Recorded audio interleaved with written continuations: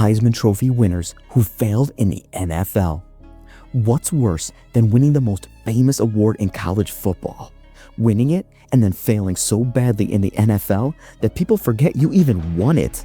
When viewers see this, they're asking, which Heisman winners flopped the hardest? How did college legends become NFL nobodies?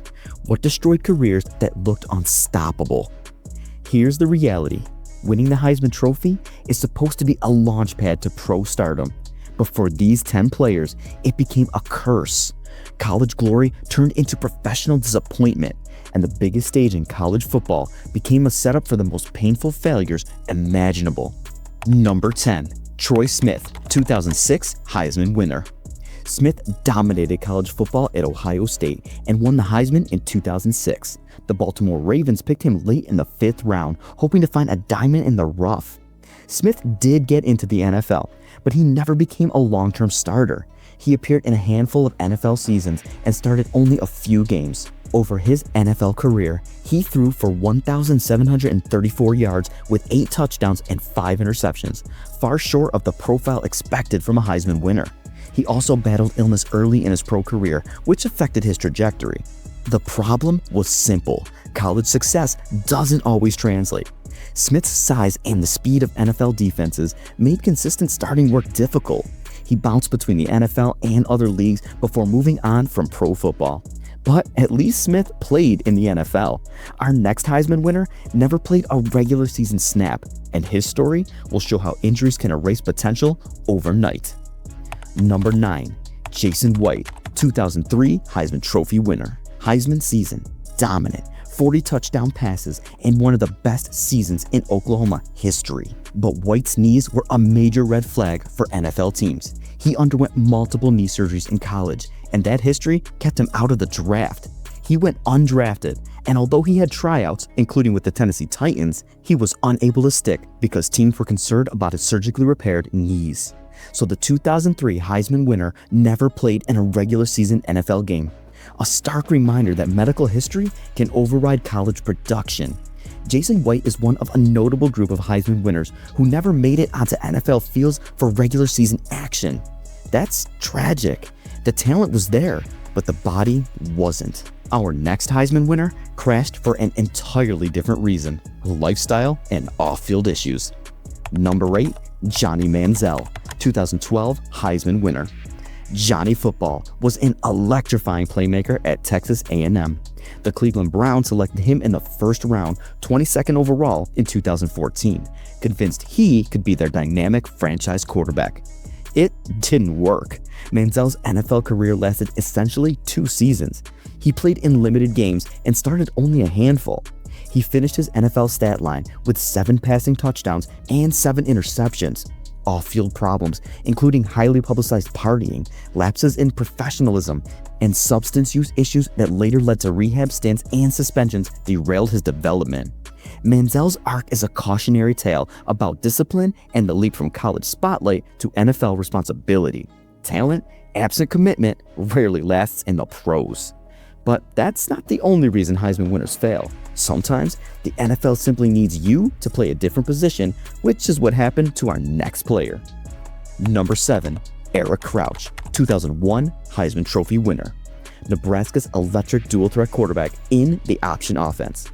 The St. Louis Rams drafted him in the 3rd round in 2002, but not as a quarterback. NFL evaluators saw Crouch as a poor fit for a pro quarterback and tried converting him to wide receiver/special teams roles. He never established himself in the NFL at receiver. Crouch had brief stints on NFL rosters, spent time in NFL Europe, the CFL, and other leagues, but his NFL impact was effectively nil. He never translated his college option success into a pro quarterback career, and position switches rarely guarantee success. Crouch's case shows how offensive system and position projection can wreck an NFL bid, even for a Heisman winner. At least Crouch tried to adapt. Our next winner didn't get a chance to adapt because the NFL cared more about how he was built than what he had done in college. Number 6. Gino Torretta, 1992 Heisman winner from Miami. He was a national champion and the toast of college football. He was taken late in the draft, 7th round, And in the NFL, he basically never got a chance to be a starter. Toretta's pro career amounted to very limited action. He attempted only a small number of passes over several seasons and never became an NFL starter. Toretta's story is a reminder that Heisman success is sometimes about team context and one perfect college season, and the NFL evaluators are looking for traits that survive the pros. Voters can award a trophy for a great college player. NFL teams test for long-term pro traits. Sometimes voters get it wrong. Buckle up. Our next winner's failure is so high profile, it became a shorthand for Heisman Curse. Number 5, Matt Leinart, 2004 Heisman winner and USC's Golden Boy. The Arizona Cardinals selected him 10th overall in 2006, expecting a franchise quarterback. Leinart had the look of the perfect college quarterback, poised, accurate, and a winner. The NFL exposed him. Leinart's pro career was modest. He started 18 NFL games and finished with a career passer rating around 70. He threw 15 touchdowns and 21 interceptions in limited action. He spent several years as a backup, famously behind Kurt Warner in Arizona, and never solidified himself as a long-term starter. Leinart's case shows how the NFL can chew up clean pocket quarterbacks who can't consistently deliver under pro pressure and complexity. He had the pedigree, but not the pro production. Injuries and scheme fit can also ruin careers. That's why our next pick is such a gut punch. Number 4, Reggie Bush, 2005 Heisman winner, at the time, the most electrifying college running back in the country. Bush was picked 2nd overall in 2006 by the New Orleans Saints. He was brilliant in college and immediately hyped as a generational talent. But in the NFL, Bush never became the transcendent superstar many expected. He had a solid pro career over 11 seasons. He rushed for 5,490 yards and was an impact playmaker at times, including helping the Saints win Super Bowl 44. Yet he didn't become the perennial game-breaking Hall of Fame back many projected. For a number 2 overall pick, the production wasn't what Saints fans had hoped when they traded heavy draft capital to acquire him. There's another twist. Bush originally forfeited his Heisman in 2010 amid NCAA sanctions related to improper benefits. However, in April 2024, the Heisman Trust reinstated his 2005 trophy, a major development that changed how history treats that season. Bush's arc is complicated, huge college hype, solid but not legendary pro production, and off-field/legal complications that affected his legacy. He's a clear example of great in college, ordinary in the pros. Not a total flameout, but a relative disappointment given expectations. Now, brace yourself. Our next Heisman winner's NFL run was one of the strangest and saddest I've ever seen. Number 3, Chris Weinke, 2000 Heisman winner. But he was 28 when he won it, after spending years in minor league baseball before returning to college ball. Carolina used a mid-round pick on him, 4th round, and as a rookie starter, he endured a brutal 1-15 season. Over his NFL career, he started 19 games and finished with a very poor win-loss record as a starter. The Panthers' experiment with an older rookie didn't work. Weinke threw for solid yardage as a rookie, but the team couldn't win, and Weinke's pro career never matched the college peak. Age and an interrupted development path were factors he'd already used for years that other prospects were using to acclimate to pro football. Weinke's story shows that college excellence at an older age isn't the same thing as NFL upside. The Heisman doesn't erase the clock. Our number 2 winner is a classic great college number that simply didn't translate to the NFL. Number 2, Andre Ware, 1989 Heisman Trophy winner at Houston. Video game numbers in the run-and-shoot offense. Detroit selected him 7th overall in 1990, hoping the system's success would translate. It didn't. Ware struggled to operate in pro schemes and never became a consistent NFL starter. He started only a handful of games and finished his NFL career with minimal production. Ware's situation is a prototype of the system quarterback problem. Eye-popping college stats can be more about scheme than individual translatable skills. The Heisman rewarded Ware's college season, but NFL teams need quarterbacks who succeed in pro offenses, and Ware never proved to be that kind of player. He eventually moved on from the NFL and found other roles, but his pro career never matched the dizzying college numbers. Number 1, Ty Detmer, 1990 Heisman Trophy winner from BYU. Wait, Detmer played 14 NFL seasons? How can he top a list of Heisman failures? Here's why Detmer represents the ultimate Heisman disappointment. Detmer won the Heisman and set tons of college records, but he was drafted late in the 9th round, and in the NFL, he became a career backup.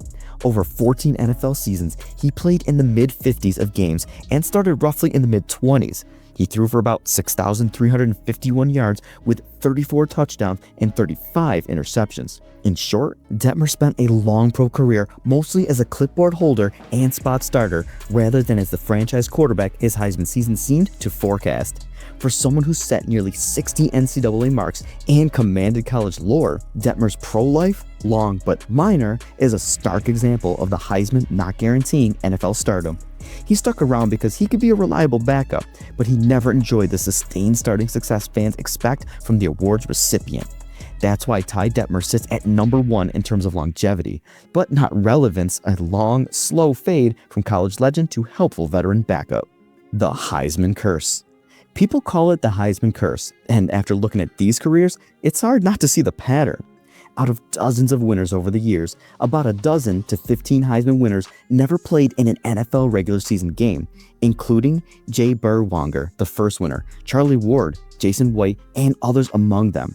Plenty of winners were drafted late, bounced around, or never established themselves as long-term starters. Why does this happen? Expectations are impossible. A Heisman winner is expected to step in and save franchises. There's little patience for development. College systems don't always translate. Run-and-shoots, option offenses, and spread schemes can make quarterbacks look like superstars in college, but leave them without pro traits. Physical limitations get exposed. Medical histories, height, arm strength, and burst matter in the NFL more than the college production. The mental and lifestyle side matters. Some winners couldn't handle the pro grind.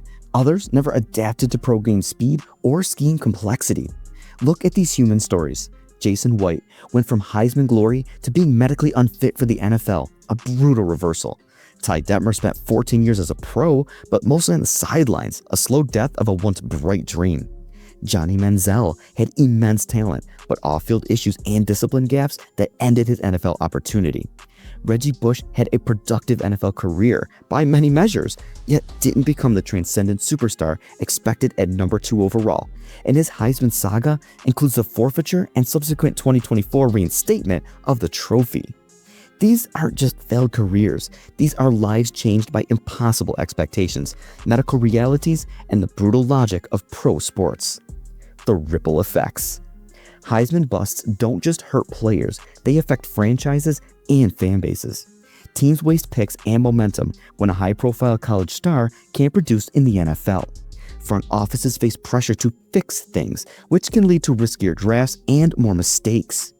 Fans lose trust in personnel departments after repeated busts, and the franchise narrative can be set back for years. The Heisman label also changes how players are evaluated. Sometimes teams overvalue college awards and undervalue pro traits. The result is cycles of desperation and more ill-fitting selections. These failures change how teams draft, how they coach, and how they sell hope to fans. The Heisman Trophy, intended as the highest honor in college football, has become a mixed blessing and an incandescent college peak that can cast a long, cold shadow in the NFL.